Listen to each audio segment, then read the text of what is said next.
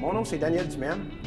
Je suis conseiller à Appellation Billard au magasin de Ville-Saint-Laurent.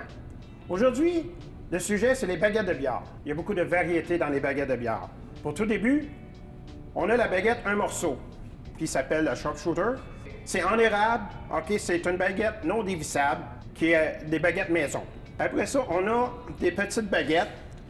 L'avantage de ces petites baguettes-là, c'est que si on a un poteau, un mur, un obstacle près de la table, c'est une baguette pour faire exécuter un coup, puis ça existe dans différentes grandeurs, de 24 pouces jusqu'à 52 pouces. La baguette de billard, je vais vous nommer les composantes de la baguette de billard.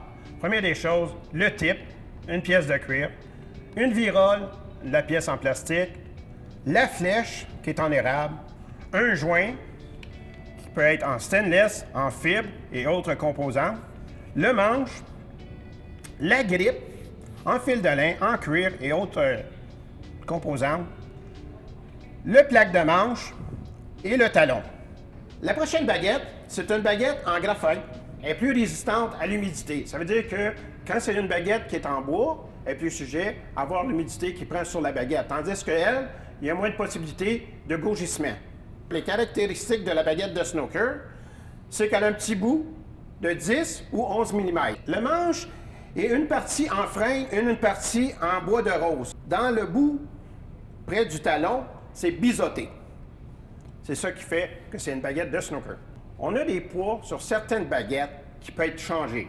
C'est un boulon ici qu'on va visser à l'intérieur qui va faire un changement de poids de 18 à 21 onces. Après ça, on a rajouté le talon qui va au bout pour protéger la plaque de manche. Les caractéristiques de la baguette de saut, ça a 41 pouces de long. Le type est vraiment spécifique, c'est un type en phénolique. C'est ça qui permet de pouvoir sauter plus facilement dans le coup d'exécution. En terminant, petit conseil de joueur amateur de billard. Quand on applique la craie, toujours faire attention de ne pas endommager la partie blanche. C'est-à-dire qu'on applique la craie sur le dessus du type en tournant et appliquer et ne jamais creuser comme ça parce qu'on peut endommager la partie blanche. Fait que bon billard!